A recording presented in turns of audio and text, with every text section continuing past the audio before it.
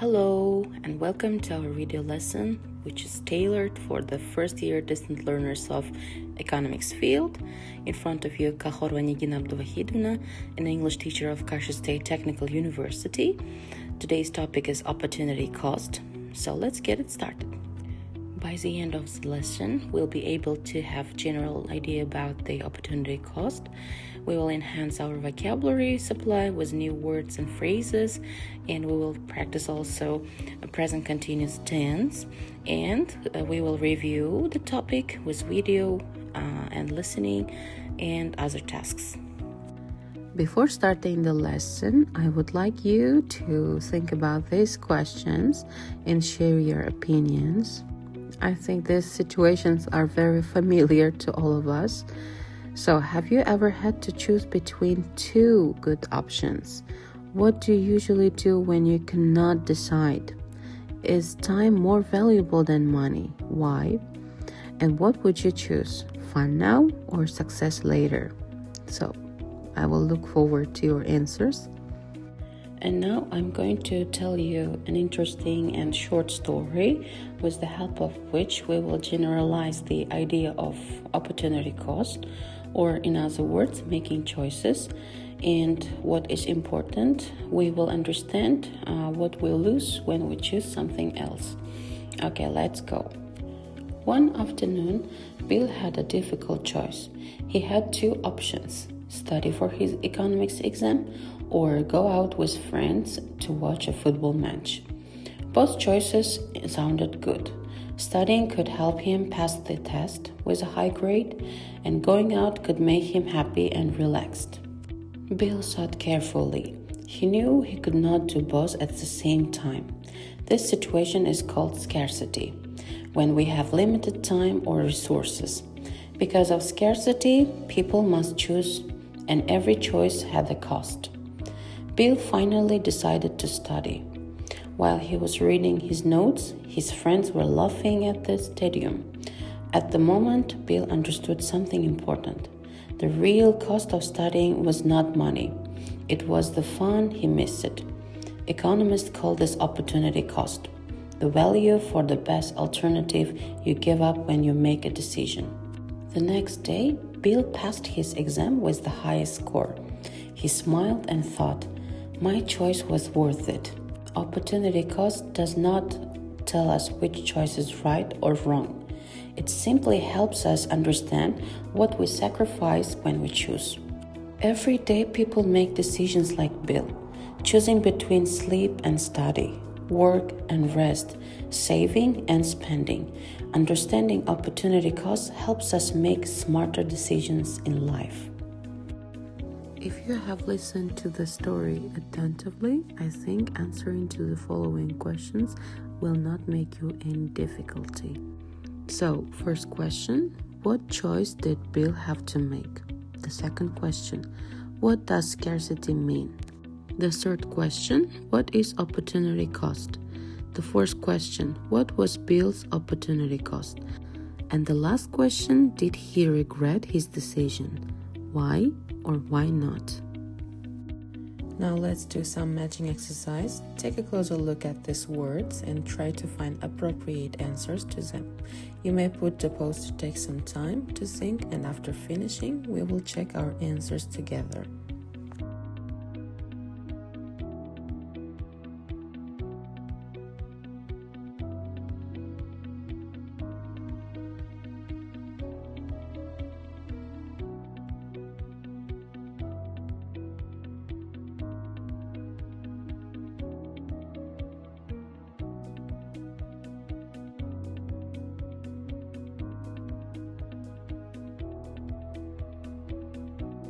Alright, if you have already found the answers, let's check them out together.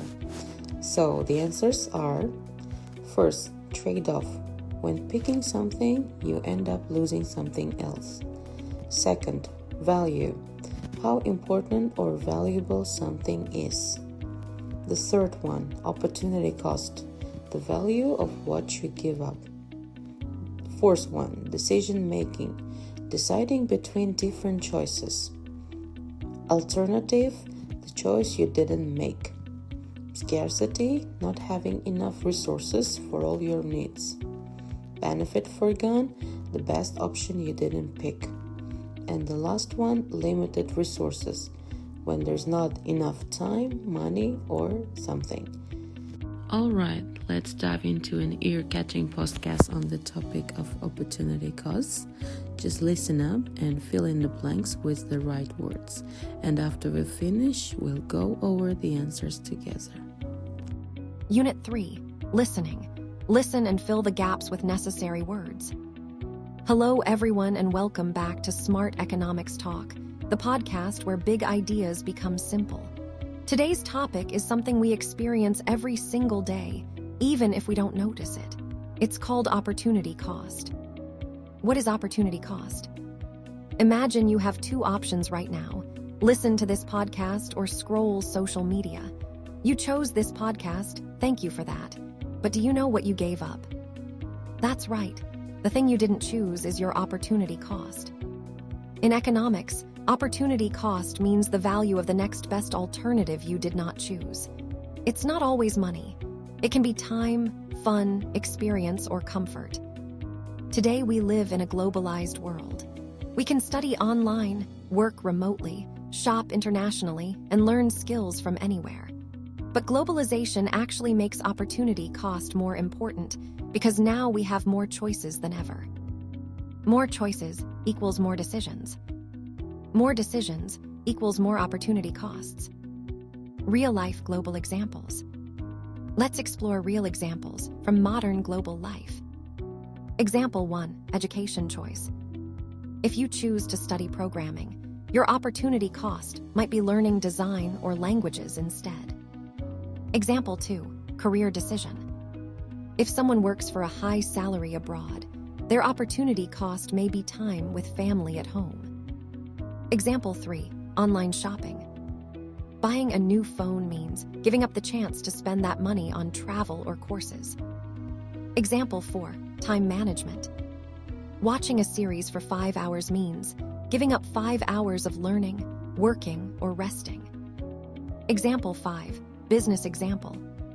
If a company produces laptops instead of tablets, the tablets they didn't produce are the opportunity cost. People who understand opportunity cost make smarter decisions because they always ask, what am I giving up if I choose this? That simple question helps with saving money, managing time, choosing careers, planning life goals. Let's test you quickly. If you spend your weekend working instead of resting, what is your opportunity cost? Exactly, your rest and relaxation. You're already thinking, like an economist winking face. Opportunity cost doesn't tell you which choice is right or wrong. It simply shows the hidden value behind every decision. So I think you have finished the task, so let's check out the answers together. Well, the first word you should have put here is simple. The second word is opportunity cost. The third one is alternative. The first one is time. The fifth one is globalized. The sixth word is important. Okay, the seventh one, it's decisions. The eighth one is design. The ninth is travel. The 10th is smarter. And the last word here is hidden. Alright everyone, I believe you now have a grasp on what opportunity cost encompasses in general, so keep striving to excel in your studies. Well done once again. We have already come to a grammar part of our lesson. So today I would like to talk about a very useful and important tense in English, the present continuous. First of all, what is present continuous? This is a tense which we use to talk about actions that are happening right now at this moment. For example, I am speaking now. You are listening to me. So the action is happening at the moment of speaking. Now let's look at the structure. The formula is very simple. Subject, Here we can see them as pronouns plus present forms of auxiliary verb to be.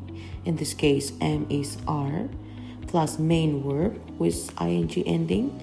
For example, I am playing, she is playing, they are playing. And don't forget to add ing form to the main verb, and it's very important. Then let's talk about the negative form of this tense. So here we should add not after to be. So like an example, you can see I am not playing, you are not playing, and so on. And the question form is structured with the help of auxiliary verbs. Here am is are going before the pronouns or the subject. So am I playing, are you playing, and so on. Now let's talk about the main uses of present continuous tense. So firstly, actions happening now. We use present continuous tense for things happening at this moment while we are speaking. And also the signal words will be helpful to express your ideas properly. For example, she is studying English now. So secondly, we use present continuous tense for temporary actions. Sometimes actions are not happening exactly now, but around now, so it means temporary situations. The following signal words will be very suitable for forming the sentences in this tense. For example, he's working on his laptop at the moment at the cafe. He usually works in the office, but today he's working at the cafe. It's temporary action. For our third situation, we tend to use present continuous when talking about future plans. Remember, we've already decided to do this action. Now let's check out this handy signaling words for discussing planned activities. For example, she's meeting her friend tomorrow. Here, as you can see, she has already arranged a meeting with her friend, and it's going to happen in the future. The fourth situation is used to tell about the action when something happens so frequently that it becomes annoying, and we can't help but show our displeasure about it. The word always works great in this context. An example is, he's always using his mobile phone. It's happening more frequently than we consider as normal, and it's an annoying situation. Now let's check out your understanding on recent explanation about present continuous tense. You will read the sentences and match with the situations on the right. In the end, we will check our answers. Well, now let's check the answers. So the first one, she's constantly checking her phone during lessons. This sentence belongs to annoying repeated actions. The sentence in B, they are expanding the company into international markets. This sentence belongs to changing actions. The sentence in C, I am meeting the project manager at 10 a.m. tomorrow. This belongs to future arrangements. D, he is staying with his relative while his house is being renovated. This sentence also belongs to changing situations. Look, the children are chasing each other in the garden. This sentence belongs to actions happening now. Prices are getting higher due to inflation. This also belongs to changing situations. We are currently working on a long-term research project. This situation also belongs to changing situations. And the last one, she is always interrupting me when I speak. And this belongs to annoying repeated actions. Sometimes a new, exciting opportunity presents itself when we are completely happy about our existing life situation. If that happens, we are forced to think about opportunity costs. This is because when we look at the new opportunity, we compare it with our current situation and think about what is at stake if we would go for it. This often happens without us being able to see the full picture. Economists define opportunity cost as the benefit we forego as we trade off one alternative for another, hoping we make the best choice. Although they are often less obvious and sometimes speculative, opportunity costs can be huge. Therefore, learning about them makes sense. Imagine that we are trying to calculate the true cost of going to college. One factor can be tuition, which in our case is $10,000. Since that's our only cost, you might conclude that the cost of college is $10,000 a year. But to economists, that's not quite right, because we have to add the money we could have earned by working instead of attending college. Let's say that by working full-time in a local restaurant, you can earn $20,000 a year. The true costs of going to college are, therefore, $10,000 tuition plus $20,000 in opportunity costs. By studying for a degree, we trade off $30,000 a year. Although that's only half the story because it also goes the other way around. Assuming we go to college for 4 years, we trade off $120,000 for an education that leaves us with empty pockets, many ideas, and a degree. However, once we are better educated, we might be able to make $40,000 as a manager instead of the $20,000 in service. In such a case, not going to college ends up being much more expensive. Do you understand the concept? Show us! Calculate the opportunity costs of a high school student who drops the idea of earning a degree in medicine and instead chooses to help in the family business. The cost for tuition and living is $2,000 a month. It takes a total of 6 years to finish university. After obtaining her degree, she works in the field of medicine for 34 years, earning $10,000 a month and spending $3,000 on monthly living expenses. If she is entering the family business, she earns $3,500 right away for the next 40 years with zero living expenses. What's financially the better choice? Post your calculations in the comments below.